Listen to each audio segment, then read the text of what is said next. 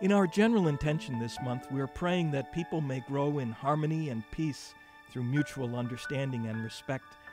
This prayer is ultimately for the respect of human life that is the foundation of all other human rights. It involves the recognition of the sacred dignity of every human person. Our mission intention this month directs our attention to a group whose human dignity is often under attack: children and youth. From those children whose lives are at risk of being destroyed in their mother's wombs, to children who die from lack of nutrition or disease, to children of refugees, and young people who are forced into armies against their will, or who become victims of what is called the sex industry, which treats people as objects that can be marketed, to children who are sexually and physically abused in their own homes. Many millions of children and young people are being denied their human dignity. And so we pray that they may be respected and preserved from all violence and exploitation that treats them as mere objects that adults can use as they want. Children do not have to earn human dignity. They do not have to earn the right to life or the right to be treated with respect. They're born with it. It is a human right that is inscribed in their very nature as human beings made in the image and likeness of God. Their nature is persons and not commodities or objects. Yet, many in the world do not recognize that right. Moreover, for Christians, there is even greater reason to treat children with respect. At Christmas Midnight Mass a few years ago, Pope Benedict said, "In every child we see something of the child of Bethlehem."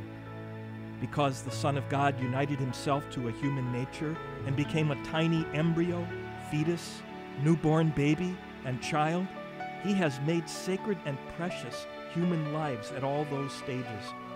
Speaking to the United Nations last July, Archbishop Francis Chulikat, the current representative of the Holy See to the UN, said that 50 years ago the UN issued a declaration about youth. The Archbishop said this declaration, quote, affirmed that all young people should be brought up in the spirit of peace, justice, freedom, mutual respect, and understanding in order to promote equal rights for all persons and all nations, economic and social progress, disarmament, and the maintenance of international peace and security. Young people are the future of humanity, and they have a crucial role to play in its future as they enter into adulthood. To do so responsibly, they need a proper education that enables them to distinguish between right and wrong, virtue and vice." End quote. In other words, the human dignity of children and youth requires that their spiritual and moral development not be ignored and neglected. This is the other part of our mission intention this month, that children be seen as messengers of the gospel. To be a messenger, they need to hear the gospel in a way that they receive it and want to pass it on to others, especially their peers. A few years ago, a young boy asked Pope Benedict how children can help him proclaim the gospel. He told him that they could be part of the Pontifical Society of the Holy Child, a group that helps children to be missionaries and to help the missions. And he went on to say as well, pray. Prayer is a reality. God listens to us, and when we pray, God enters into our lives.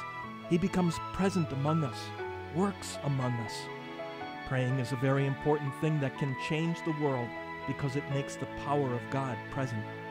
And it is important to help each other by praying, to pray together in the liturgy, to pray together in the family. Next, listen. That is, learn what Jesus really says. It is important to know Jesus deeply, personally. That way he enters into our life and, through our life, enters into the world. Also, share. Do not want things only for yourselves, but rather for everyone. Divide things with others. And if we see that another is perhaps in need, that he or she is less gifted, we must help that person, and so make God's love present on our own personal world, which is part of the bigger world. And in this way, we become a family together, in which each one has respect for the other. All of this simply means living in this big family of the Church, in this big missionary family.